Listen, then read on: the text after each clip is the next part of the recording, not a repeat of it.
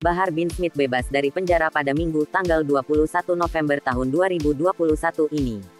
Ia dibebaskan dari Lembaga Pemasyarakatan Khusus Kelas IIA Gunung Sindur, Bogor. Pengacara Bahar bin Smith, Iwan Tuan Kota, mengatakan bahwa tim kuasa hukum telah menjemput Bahar bin Smith dari lapas.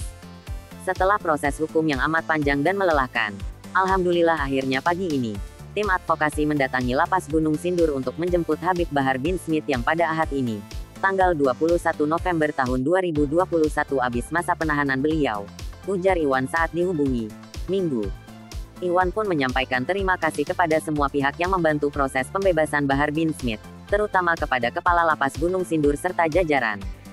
Selain itu, menurut Iwan, kliennya dan sopir taksi online yang jadi korban dalam perkara ini telah berdamai.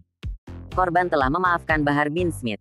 Sebelumnya, Bahar bin Smith divonis hukuman 3 bulan penjara dalam kasus dugaan penganiayaan terhadap sopir taksi online.